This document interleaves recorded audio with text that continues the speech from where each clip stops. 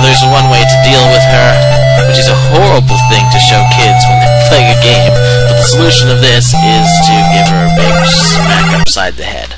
Socko! Socko upside the head.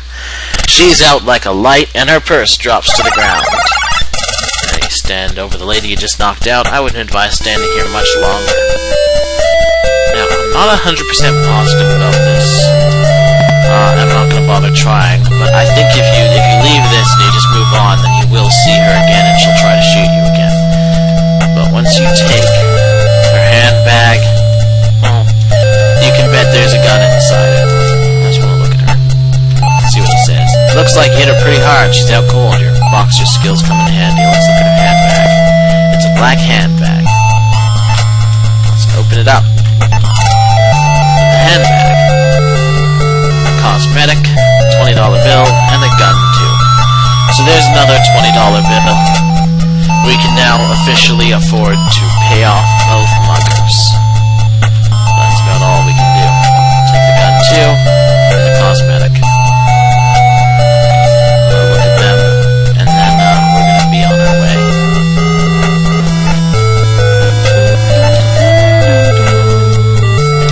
Alright, so the gun too.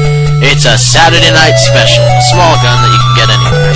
And over here, it's a makeup kit. I think you can open it. No, you can't. I lied. Alright, so I just want to show, going left, takes us back here, and if we were to try to go this way, we get to the normal spot, which is the police station. Which, if you just go straight right from here, it'll take you to the police station anyways. Police. You're standing in front of a police station. And with the police, you can go up to them and you can give yourself up. I just want to show you what happens if you give yourself up right now. Click, the cops cuffed you. You were questioned over and over, but your memory is completely gone. You're eventually linked to a murder and a kidnapping. Because you didn't find the antidote, you spend the rest of your life in an institution. If you continue right, you fall for a little bit of a problem. Whoops, you've just fallen into a deep construction pit. You should watch where you're going. And you die. So as you can see, like most, and like many adventure games, this one kills you easily. Now, I think you can examine that direction, so you can... No, you can't, so that, you know, it's a bit of a cheap trick. But yeah. Alright, so now... Yep. We're gonna move this way. In front of a newsstand that is open for business. This might not be the best time to brush up on current events. And you can look, newspapers are for sale. If you read one without paying, you know the newsboy will get mad. You can also speak to the newsboy. It's 25 cents a copy. If you want it, take the far right one on the bottom. Take a specific one. Take the newspaper. And I guess we gave him money. Thanks a lot, says the newsboy cheerfully. The newsboy says the cops have been roaming around the area looking for suspicious characters. They got a call from some dame who lives across the street from Joe's bar. She told them that she saw some funny going-ons in there, and she gave a description.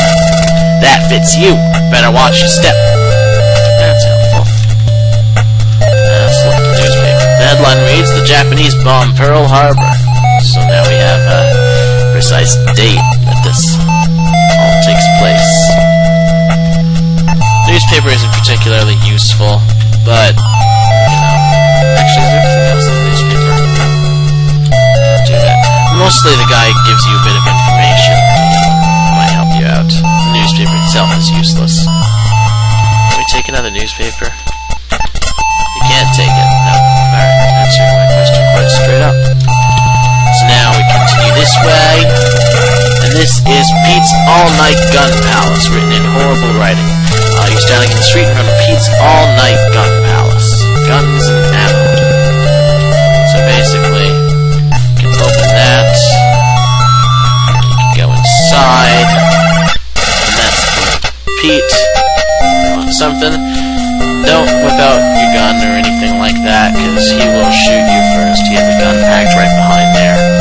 Actually, can you just take stuff, or he'll shoot you? Take the gun 3.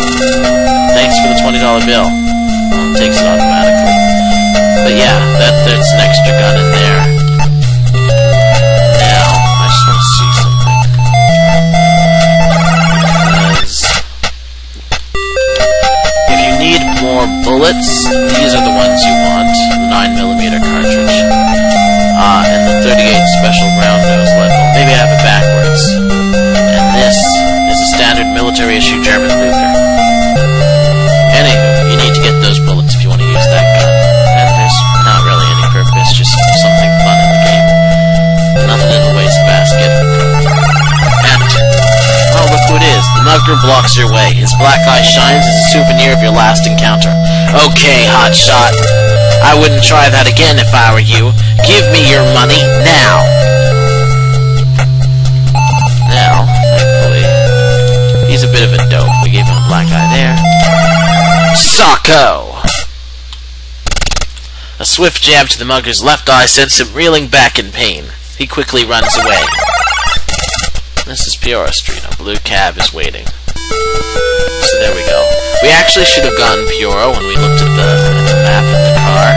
But yes, so when we take these cabs, like this guy, we can go to any one of these addresses. Peoria is where we are. We can check out Sherman and we can check out West End. Now, I like taking the other cab. This guy, this driver's in the blue cab. He's waiting for passengers. This guy's a nervous guy. I mean, I don't think it makes a difference. I've heard some people say that this cab driver is nicer and he lets you, take a ride without paying if you don't have the dough. Well, that might not be entirely true. But this guy doesn't recognize you, and he's a nice guy to you. You're in a yellow cab. The cabbie looks like a nice guy. So, you can speak to the cabbie, and the cabbie says, "Where do you want to go, mister?" So, basically, you can go to any of these places. If you don't have the money for it, you can always, say, go back to Peoria. And Peoria, I believe you're always allowed to, skip without paying. It'll be like, okay, get the money and come back and pay, and you can go to the casino and get stuff. Anywho, we're gonna go to West End.